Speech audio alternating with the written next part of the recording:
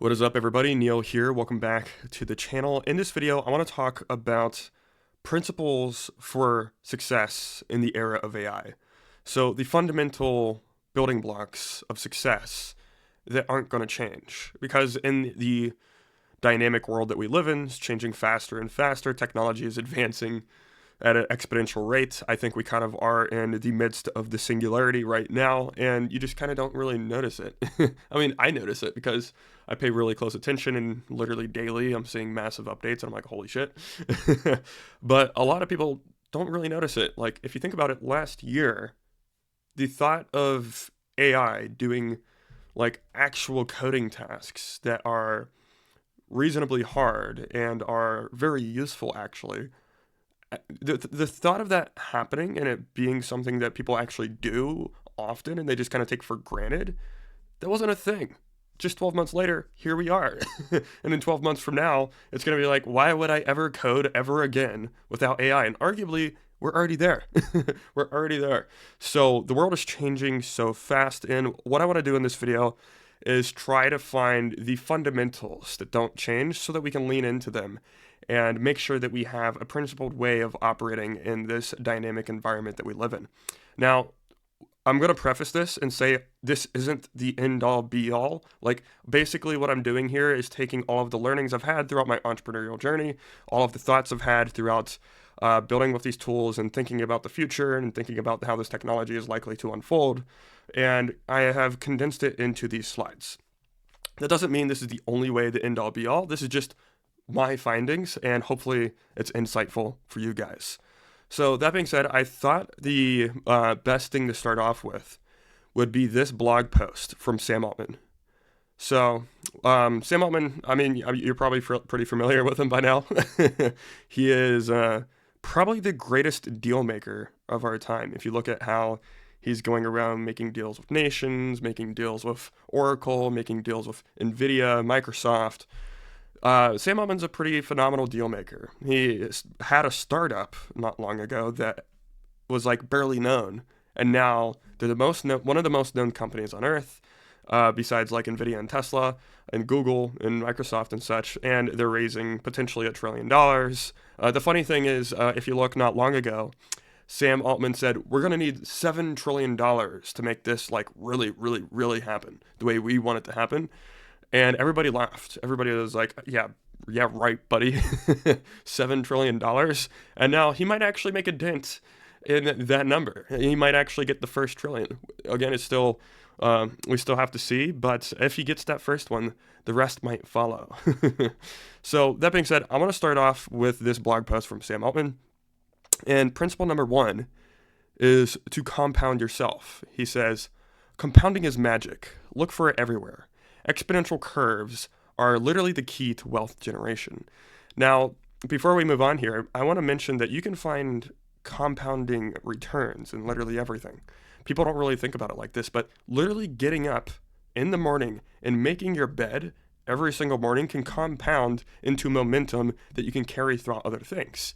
Just like getting on your computer and listening to information instead of doing something hedonic compounds into something very productive. Vibe coding and just starting and not knowing what you're doing and just keep going at it compounds into be very good. So it's a very profound thing, and there's many ways you can apply compounding. Like, obviously there's compounding interest, but almost everything compounds on itself until you hit an asymptote. And then the secret is finding the things that are not likely to hit asymptotes. And I think that's something that not many people pay attention to. And I'll come back to that later in the slides. But first, let's go to number 2, which is to have so much self-belief that it's almost like you're delusional.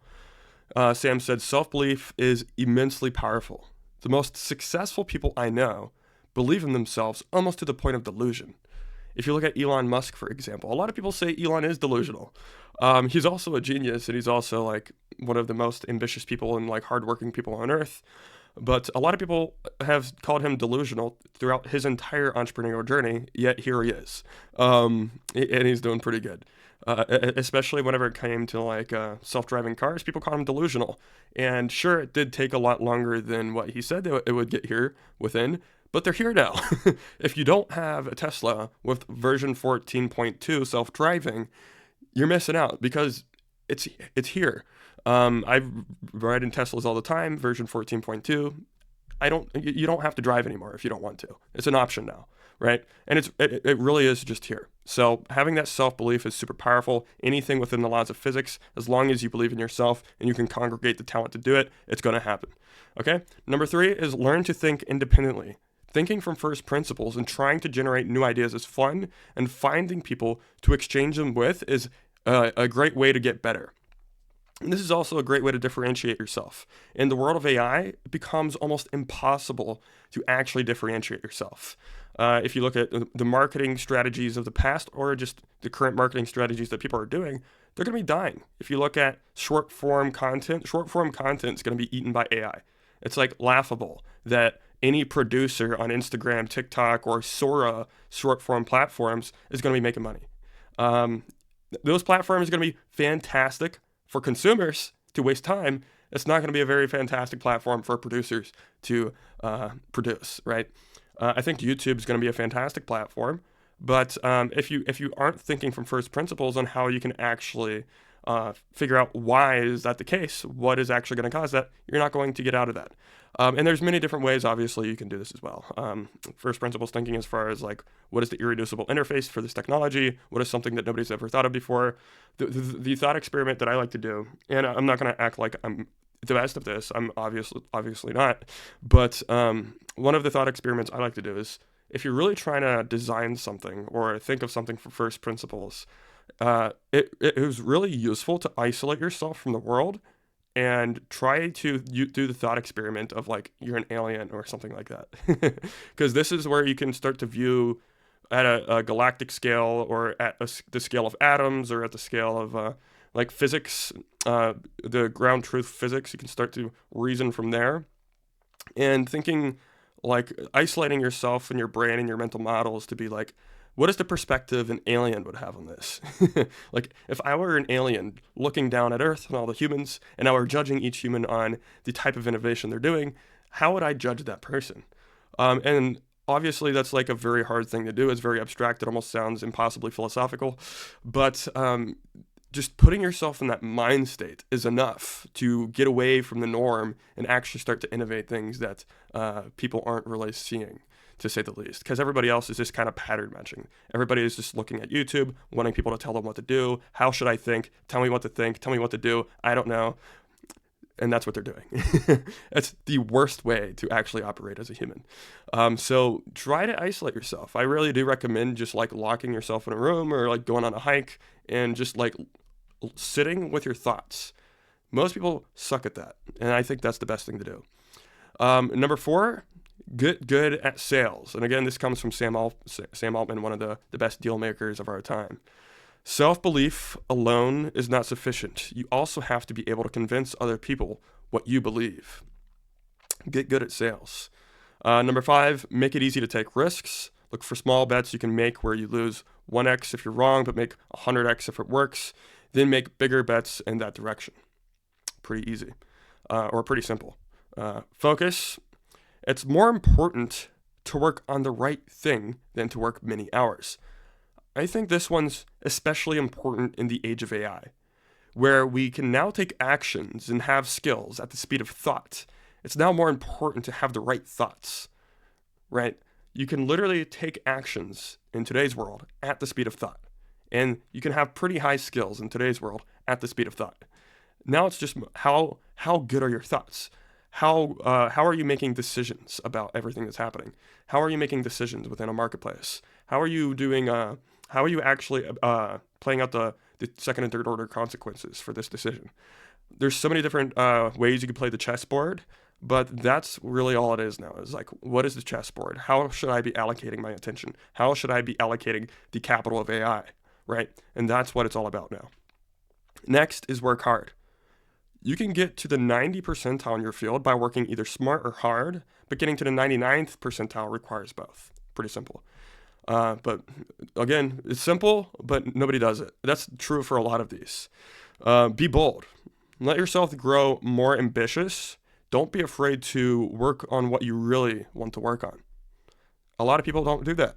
A lot of people just are hedging their bets, taking the safe bet, which actually ends up being the unsafe bet because they're kind of just pattern matching and they're going and finding the most competitive thing and just doing that because they're too afraid to do anything bold. 90% of people watching this video are doing that, by the way. You know who you are. Be willful. A big secret is that you can bend the world to your will to a surprising percentage of, A big secret is that you can bend the world to your will a surprising percentage of the time. Most people don't even try and just accept that things are the way they are. That one's hard for everybody, or not everybody. If you look at Elon, doesn't seem to be too hard. If you look at Sam, doesn't seem to be too hard. I guarantee it's still hard for them, just because it's like you have to be delusional. It comes back up to number 2, having that delusional self-belief, having the belief that if you really do believe in something enough and you put in motion and you believe that it has to happen to like a religious extent. Mark Andreessen has a quote about this. He says something along the lines of, many people don't underestimate how easily the world organizes around you whenever you have conviction. And there's definitely something seems to be true about that. I'm not exactly sure what it is. Maybe it's just like you are more connected with the frequency of the universe and Hilbert space, and all of the other agents in Hilbert space kind of optimize around the most bold agent. I'm not exactly sure. But there's definitely something where if you have that delusional self-belief, if you have the ability to sell that vision, if you have the focus, if you are working hard, if you are bold, you are good at sales, if you're good at all these things and you are thinking independently and you're thinking from first principles and you really do have that delusional self-belief, the world just kind of organizes around it. That's true for all of the great innovators of the world. A lot of the great innovators of the world don't exactly know what they're doing. If you look at Steve Jobs, he didn't know what he was doing. Like, yeah, he had the best vision. He understood things. He kind of did what I was mentioning earlier, where he isolates himself and he like goes to this realm of being an alien and tries to like bring this future technology into the present. That's kind of what he did. He was kind of playing that thought experiment in real time, and we got to witness it, and it was amazing. But that's really what it comes down to. It's not that he was the technical guy. It's just that he had these other ingredients. So that's absolutely huge. Be willful. Number 10, be hard to compete with. If what you do can be done by someone else, it eventually will be, and for less money. In the world of AI, that's true for almost everything, unless you're building in the world of atoms. If you're building in the world of atoms, then you obviously have a lot more leverage over other people. But if you're building software, everybody's going to be able to build software next year. Like if you're a high school dropout, you can already start to build software. It's just like you're at the beginning stages, and by next year, you'll just be able to print it out probably because the agents will be so damn good. Number 11 is build a network. Great work requires teams. Developing a network of talented people to work with is an essential part of a great career. I think this is true today and will continue to be true even whenever we have super powerful AI, even whenever we're past AGI.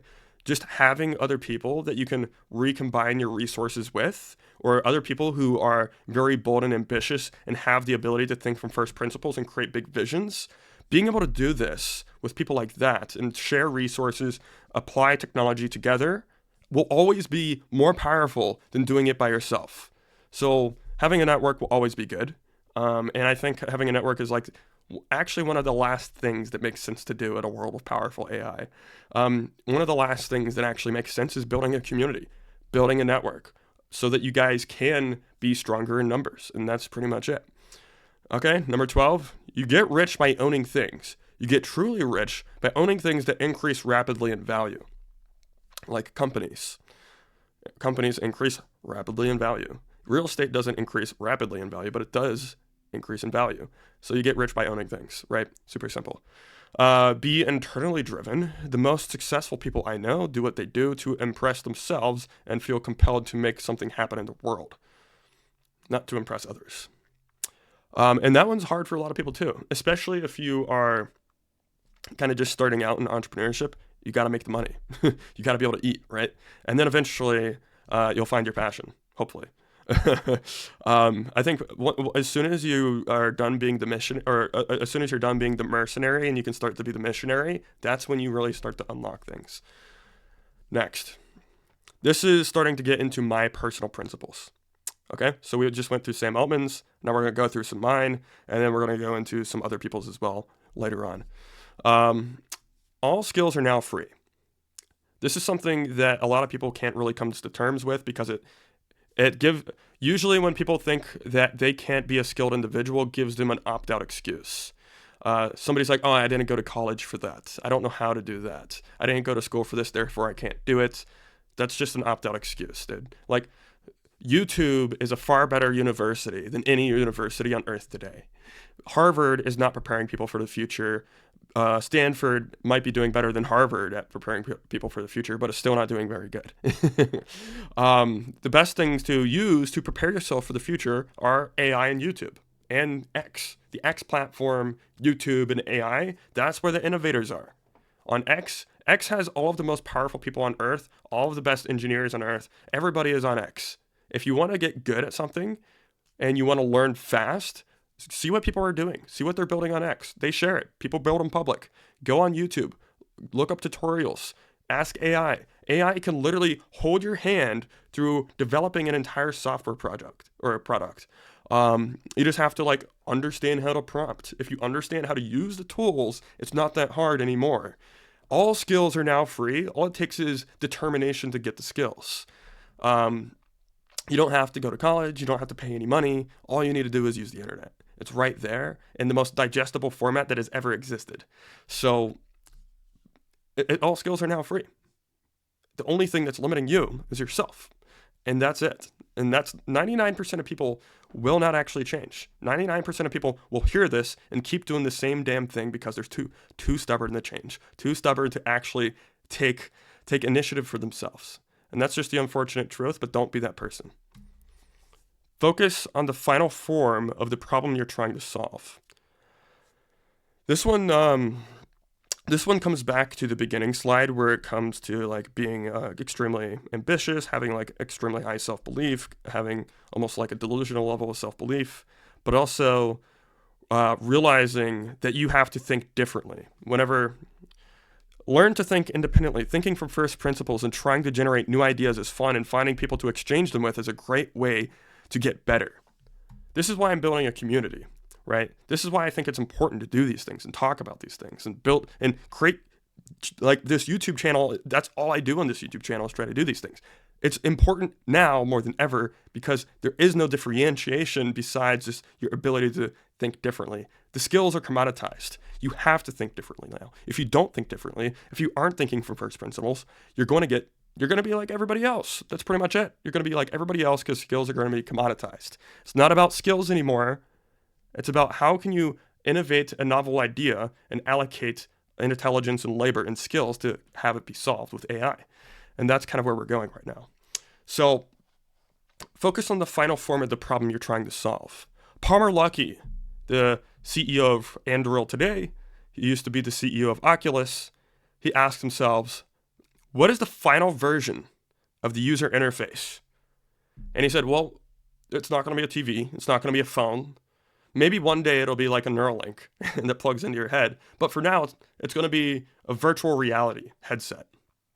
It's going to be computing that is spatial. Excuse me.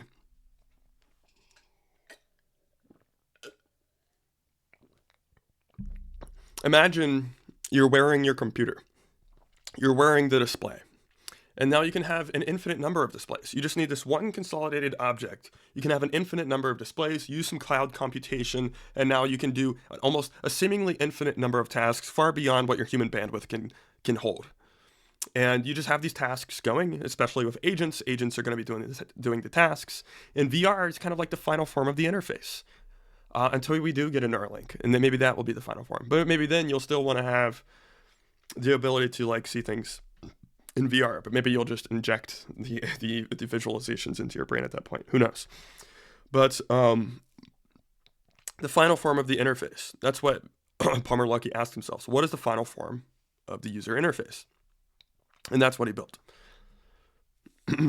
Next, play games where if you wait, you win. This comes to like Charlie Munger and Warren Buffett. It's always the case that people always try to get rich quick. And I think that's the riskiest way to do anything. One, it's extremely risky. One, it's just like, it's not going to happen. I mean, sure, do some people win the lottery? Yeah, some people do win the lottery. But usually the lottery is just a tax on dumb people. In the age of AI, everybody is trying to build the next unicorn. And well, yeah, you can probably make a decent amount of revenue with an AI wrapper in the short term. It's going to get steamrolled very quick. Unless you have a unicorn and you exit the company, you're just wasting a bunch of time building a useless wrapper that's going to get steamrolled. But if you look at the trajectory of the technology and you play out the second and third order consequences, you look at all the dynamics and you start to use some of the principles from Mr. Sammy Altman here, you can start to realize, okay, well, AI is Moore's law for everything. If AI is Moore's law for everything, there's so many different technologies that are going to be impacted by this technology, and I can kind of look at the trend, the exponential for each of these technologies, and kind of look at what is a toy today. If I can figure out something that is a toy today, and it's going to be very powerful in the future, that's probably what I should be building. I'm not going to try to maximize the use case of the technology today, because if I'm just trying to maximize the use case of the technology today, tomorrow I'm not going to be in business. Excuse me. But if I am trying to maximize the probability of surviving in the future by catching the trend of technology, even if my product is a toy today, it doesn't matter, because it's going to be super powerful and I'm going to have so much time to capture all this value. You're never going to build anything great in a year, but you can build something unfathomably large in a decade. So building something that you can have first mover advantage in, become a category king in today, and you can just play out the technology, eventually it's going to be a super powerful tool. But if it starts out as a toy, that's great. That's actually a good thing, because it means there's low competition, because people don't think it's viable yet. They think it's too early. They're like, I don't want to eat shit. I'm too afraid. I just want to try to get rich quick. But that's how you lose, actually. Like, sure, you can try to get rich quick, but it never works. Sure, do some people get lucky? Yeah, but usually lottery is just a tax on dumb people. So I don't try to win the lottery in business. I try to figure out what is the initial conditions. What is the opportunity that is a toy today, but is going to be very valuable in the future. And you can see a clear trajectory for that thing. You can see the clear arc of progress. And you can start today and you just let the wave carry you. That's the thing about technological revolutions. If you look at any technological revolution of the past, like Henry Ford didn't invent the car, but he made the Model T. And he rode the wave of the technology, and he owned the entire industry because of that. Elon didn't invent electric vehicles. He bought Tesla, and then he rode the wave of the technology. Yes, they innovated along the arc, but they rode the wave of the technology. It's a steady strategy that works consistently every time. The reason people lose is because they try to get rich quick, because their attention span sucks. And that's really the game. Play games where if you wait, you win. I would rather get rich for sure than try to get rich quick, right? So the next one is software is eating the world.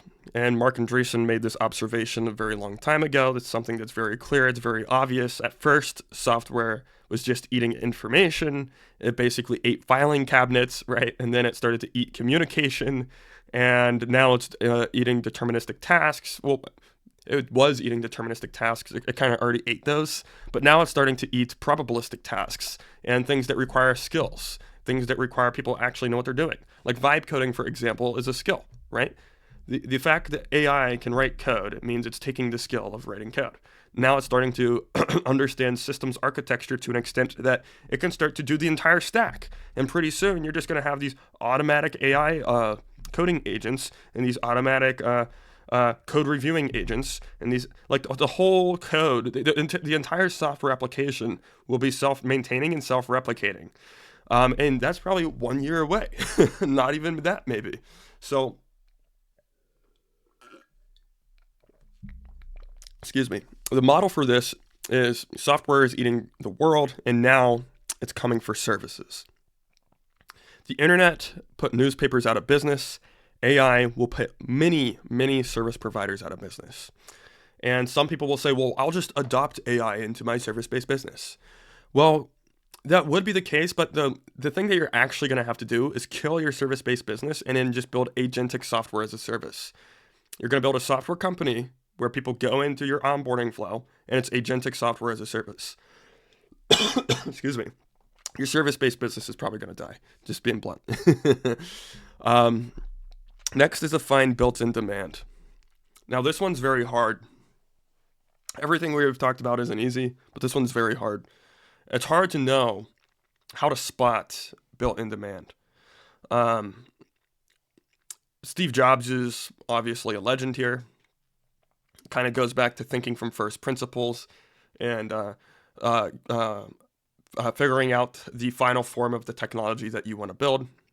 Like Steve Jobs was trying to build the personal computer. What is the final version of the personal computer for the era that he was in? Well, it was the phone, right? The iPhone. Palmer Luckey obviously put that a little, he put this stake and said, no, actually it's going to be VR. But for the era before personal computing, the phone was like alien technology. It was literally alien technology. So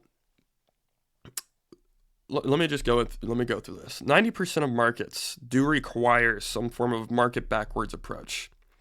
And what that means is you go to the market, you talk with the market, you figure out their problems, you make an MVP, you ship the MVP, and people vote with their wallets. If you don't get a lot of votes, meaning you don't get a lot of users and paying customers, then maybe that's not the best product. Then you go back, you talk to the market some more, you get some more feedback, you create an MVP, you ship it, and then you let people vote with their wallets again. You ship enough MVPs, you start to figure out what the market wants, and now you have enough votes on a particular MVP, you can actually build a production ready product, and you can move from there.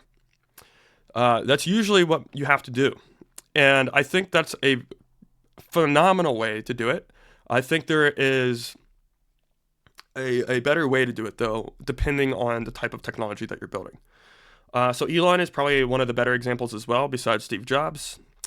Elon basically, with self-driving cars. Self-driving cars is like one of those technologies where it's like stupid not to have one. It's stupid not to have a self-driving car. The demand's just built in. So anything that like really, really, really saves people time or saves them like lots of money. If you can cut somebody's expenditures down by 90% or save somebody 90% more time, that's one of those things where you're just going to have built-in demand. As long as the user experience is pretty good and it's very simplistic, and you're decreasing the bandwidth for the user, that's excuse me, that's exactly what you want to do. Now, a way to identify these is to ask yourself, what is the irreducible interface for this technology? What is the irreducible user interface and user experience for this technology by the laws of physics? And this is exactly what Elon does. Excuse me. My throat is scratchy today. But if you look at Elon Musk and you read the biography of Elon by Walter Isaacson, he has this algorithm that he follows to make the irreducible user interface. If you have the latest Tesla and you have full self-driving and you look inside of the Tesla, you notice like nothing is there. It is the most minimalistic product. He has the ability to just make the interface as simple as it needs to be, and anything beyond what needs to be there to actually function the thing. The only things that are in the Tesla are the things you absolutely need to function it, and that is it. And that is true for all of Elon's products. And that is true for the products that Steve Jobs built. And then Tim Cook probably fucked that up a little bit. But Steve Jobs and Elon are really good at this. What is the most irreducible interface that allows the human to have the least amount of clicks, the least amount of attention spent on the platform while still getting the desired result? That, within the laws of physics, is what you're trying to achieve always. That is it. That is what has built-in demand. Why does that have built-in demand? Because humans optimize for the thing that takes less effort and removes the load to their personal user interface or their attention span so that they can reallocate that attention to dopamine-seeking activities. This is just simple evolutionary psychology. Humans are always trying to offload their cognition and offload the attention of themselves to automate more things so that they can have more dopamine seeking activities, right? So they can eat more food, have more sex, right? That's literally what we do as humans in the universe. That's always what we're trying to do, is offload more and more and more and more of our attention so we can focus our attention on dopamine seeking activities. That's just human nature, right? So Palmer Luckey obviously was a fantastic example with the AR goggles. That is the irreducible user interface. You can imagine whenever you have a computer strapped to your face with a bunch of cloud computation, everything just kind of happens all at once because you are in this giant 3D realm and you can have infinite displays. You can have so many different tasks going in the background all at once. And it's like the irreducible user interface. You can have all of this stuff happening. The greatest output ever for the smallest amount of inputs. And if you can increase the output for the smallest amount of input, that is the irreducible user interface, and that has built-in demand. Now, this one's this one's hard to do in the era that we're living in, especially if you're a philosophical-minded person like I am. I like to understand the fundamentals of things. I'm very curious by nature. My throat's very dry. I'm sorry, guys. And I'm a pretty philosophical-minded person. I like to understand, like, what is the fundamental properties of something? What are the physics of this? And beyond that, like, how should I have a conceptual framework to understand this? And what does it mean for this and the human experience? And I like to approach everything like that. That's just the way I am. I guess I'm a little autistic or something. But it's very easy to become galaxy-brained in the era of AI, especially as you think about it on longer and longer time horizons. But I think it's important to remember that not a single human on Earth really knows what the hell is happening. Like, we do kind of know that it's going to kind of like eat a lot of the stuff that we traditionally have done. We know that for sure. It's already starting to do that. It's pretty obvious. We have empirical data. And I think it'll probably go and eat everything that we do eventually. Like, eventually, let's say 10, 20 years from now, there probably won't be much left for humans to do. As long as the technology keeps developing and we don't have like a global pause, there probably won't be much left for humans to do. But for the meantime, there's 20 years from between now and then. So there's still a lot of stuff that we have to do. And I think it's very easy to become like existential whenever thinking about this technology, and it makes you kind of like lose motivation. But the most important thing to do is like use Occam's razor and say, okay, well, if we just like have today's technology, what does that mean? And of course, it's going to probably get better. But if we have like within the next 5 years, what is that technology likely to potentially look like? Well, we don't actually know, but I'm willing to bet it looks something like this. Well, we might as well build with that trajectory in mind, but we got to eat. So you got to like really simplify these things. And I think that's what a lot of people, not a lot of people, but some people are like, and I've been a victim of this in the past. I like, because I am pretty curious and philosophically inclined. I'm like, fuck, what the hell? What am I, like, why am I even doing anything? But no, you have to hunker down and you have to actually play things empirically as well. And this is more of a slide for people like me that are a bit more philosophically minded, because those people are out there and I see them in the comments, and I'm just like, yeah, this is true, but we don't actually know what's going to happen. We're just a bunch of apes thinking about things, and we don't really know. So that being said, let's just move from there. This one's probably one of the more important slides, and you hear me talk about this a lot on this channel. And this is Charlie Munger's inversion principle. He says, "Show me where I'll die, so I know to never go there." And you could say invert, always invert. So in the super fast changing world of technology that we live in today, where things are changing super fast all the time, startups are dying left and right because OpenAI just released an update that made them all obsolete. Over a decade, that's going to happen at a increasing pace. And it's very important to be able to approach the market with a fundamental lens and say, here are the constants that will never change. How can I build adjacent to these so that I never die? And then you could even say, what are all the things that are going to become obsolete so that I know not to do them? And just use the inversion principle. The inversion principle is very powerful. It's very hard to say, what are all the things that are going to survive? Because the brain's not wired that way. The brain's wired to find negativity in things. It's wired to scrutinize things. It's wired to say, oh, I can die this way, that way, that way, that way, and the other way. It's not very good at saying, here's all the good things that are going to happen. It's very good at finding the bad things. That's designed by evolution so that we can survive. So if you can flip the script, and instead of saying, what are all the things that are going to survive, say, what are all the things that aren't going to survive for sure? Make a big fat list of those, and then just do the opposite, and then make a list of the other things. And then you can kind of look at these two lists, compare and contrast, and say, okay, I'll narrow down to these 5 things as the most likely things to survive on this list. And that's probably not a bad guess or a bad bet. And then from there, like in the revolutions of technology, throughout every single industrial revolution we've ever had, there's like 90% of companies that die, and then 10% of companies that figured out the things that aren't going to die early, and they planted their roots, and they play the game for a long period of time. This comes back to this. Play games where if you wait, you win. It's very simple. Figure out the things that aren't going to die, and do them. And wait.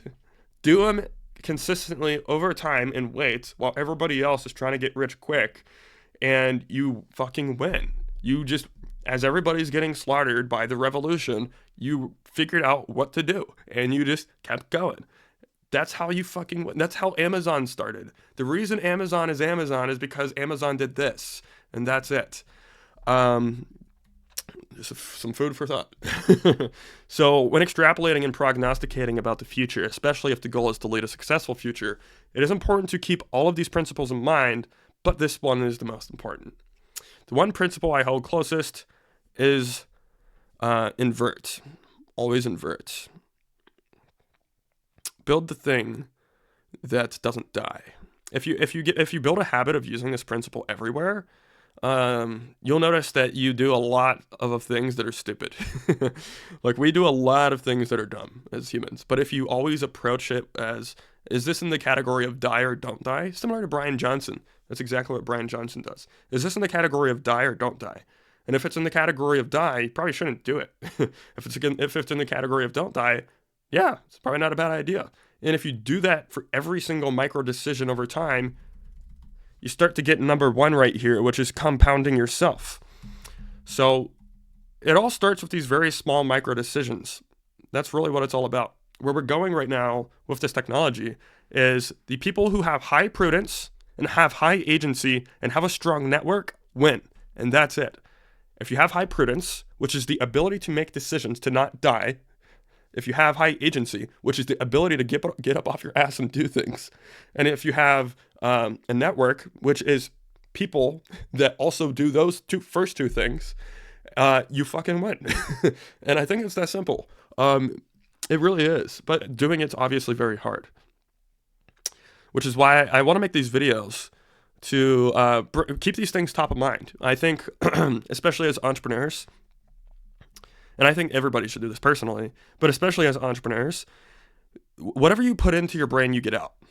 In the form of your thoughts, in the form of actions, in the form of this quality of life, whatever you put in, you get out, right? It goes for food, it goes for information. You got to constrain your information diet. And what I'm trying to provide on this channel is the best possible information diet for entrepreneurs in the age of AI. And if we can have the best information diet, we can take the best actions. Excuse me. And then from there, I think the future is going to be really cool, a lot of fun, and we're going to have some crazy shit happening with some powerful technology. And I'm fucking excited, man. So that being said, if you do want to join a network where we are doing these things, I do have a community linked in the description below. Feel free to join it. If you don't want to, don't join it. That being said, I'm going to finish off with this last slide by Chamath Palihapitiya. There are roughly, excuse me, damn, dude, I got a lisp right now. Let me get some of that coffee. I don't know why my throat is so scratchy today. I guess I'm getting a little sick or something. There are roughly 3 kinds of people in the world. Those who focus on the past, those who focus on the present, and those who focus on the future. Most people get stuck in one and live a life largely as a bystander. They become life's hall monitors as others whiz by them. Some people are amazing at dealing with what's in front of them, but are not able to think about what's around the corner. They still do well and generally have a great life. They are wonderful people to hire, and after 0 to 1 are optimistic contributors. The last group of people are extremely well rewarded for being right, but the cost is high. They break the social norms, they say the heterodox thing, and generally are gruff and disagreeable to most others. There is no right path, but if you don't know which one you are destined for a very unfulfilling existence because you will be unprepared to deal with the other people and them living out their roles. Think about it.